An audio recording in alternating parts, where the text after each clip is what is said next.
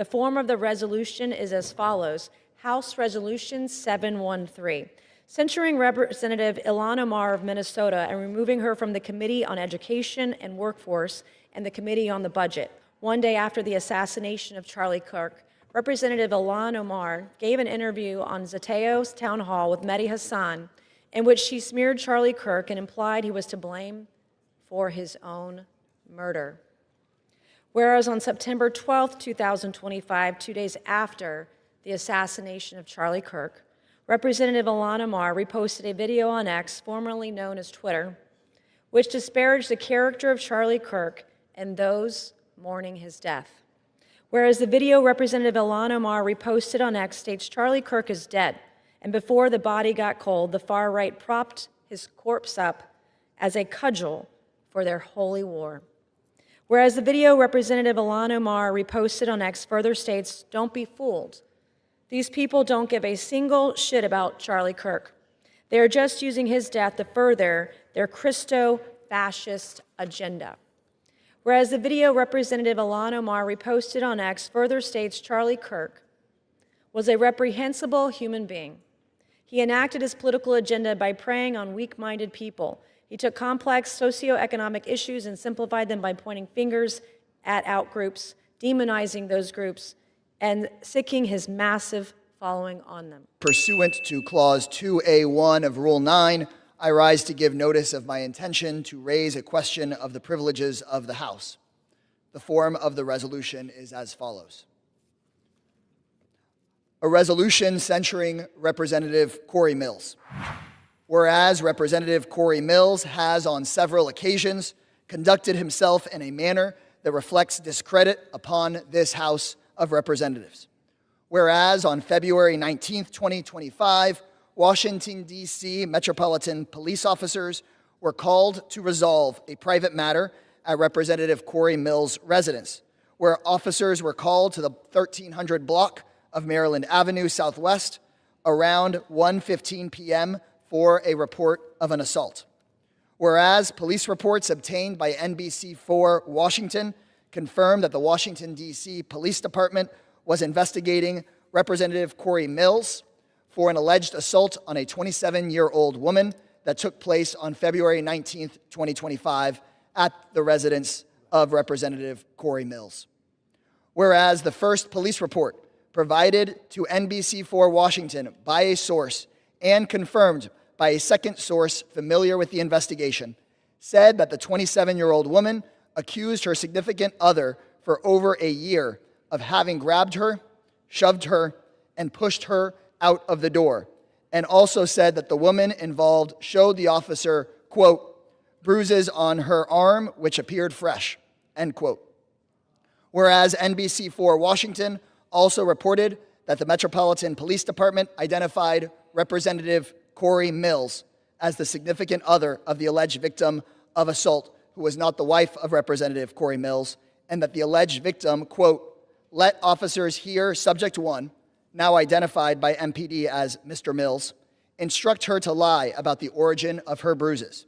Eventually, Subject 1, who we now know is Representative Corey Mills, made contact with police and admitted the situation escalated from verbal to physical, but it was severe enough to create bruising, end quote. Whereas on February 21st, 2025, the Washington Post also confirmed 2 D.C. police officials said that the alleged victim of the assault initially told 911 and police that she had been assaulted, and that officers said she also had what seemed to be visible injuries, and that while a supervisor initially classified the offense internally as family disturbance, police commanders later learned of the incident, reviewed the reports and body camera footage, and reclassified the case as domestic violence assault.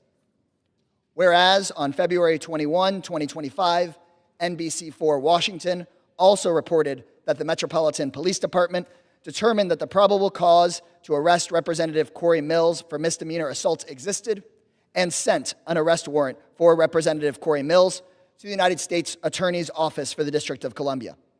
However, then acting United States Attorney for the District of Columbia, Ed Martin, refused to sign the arrest warrant for Representative Corey Mills and instead returned the case to the police department for further investigation. Whereas on July 14, 2025, a different former romantic partner of Representative Corey Mills, who was apparently in a relationship with Representative Mills from November 2021 to February 2025, reported to the authorities in Florida that Representative Mills threatened to release nude images and other intimate videos of her and threatened to harm her future romantic partners in retaliation for her decision to end a relationship with Representative Mills after seeing the public reports described above concerning the alleged February 2025 physical assault. Whereas in August 2024, the Office of Congressional Conduct adopted and transmitted to the Committee on Ethics of the House of Representatives a report indicating that there was substantial reason to believe that Representative Corey Mills may have omitted or misrepresented required information in his financial disclosure statements, accepted excessive contributions to his campaign committee in the form of personal loans and contributions that may not have derived from Representative Corey Mills' personal funds, entered into, held, or enjoyed contracts with federal agencies while he was a member of Congress, and may have accepted through his campaign committee in-kind contributions or other contributions not lawfully made. Whereas individuals who served Representative Corey Mills have called into question the veracity of the account of events which formed the basis of a recommendation that Representative Corey Mills receive an award of Bronze Star bestowed in 2021 for his service under enemy fire in Iraq in 2003.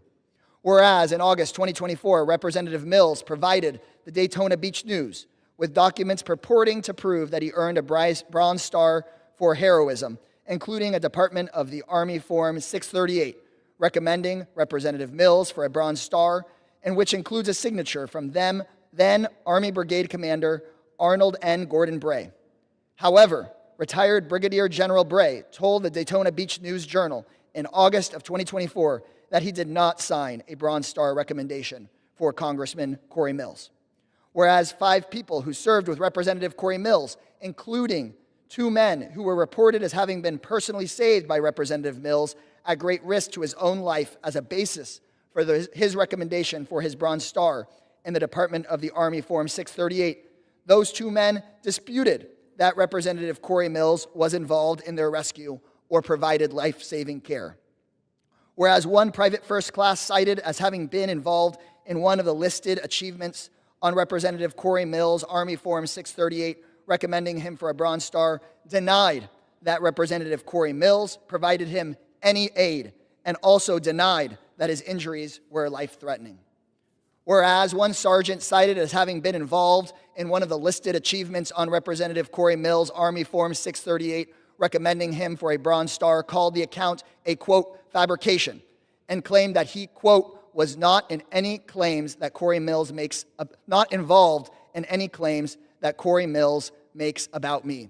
I'll restate that, Mr. Speaker. Whereas 1 sergeant cited as having been involved in one of the listed achievements on Representative Corey Mills' Army Form 638, recommending him for a Bronze Star, called the account a, quote, fabrication, and claimed that he, quote, was not involved in any claims that Corey Mills makes about me, end quote. And whereas despite the numerous available contradictions of the accounts forming the basis of the recommendation for his Bronze Star, Representative Corey Mills described the legitimate factual disputes raised by individuals he purportedly served with and rescued as, quote, slander and defamation in a statement to the Daytona Beach News Journal. Now, therefore, be it resolved that 1, Representative Corey Mills be censured, 2, Representative Corey Mills forthwith present himself in the well of the House of Representatives for the pronouncement of the censure, and 3, Representative Corey Mills be censured with a public reading of this resolution by the Speaker.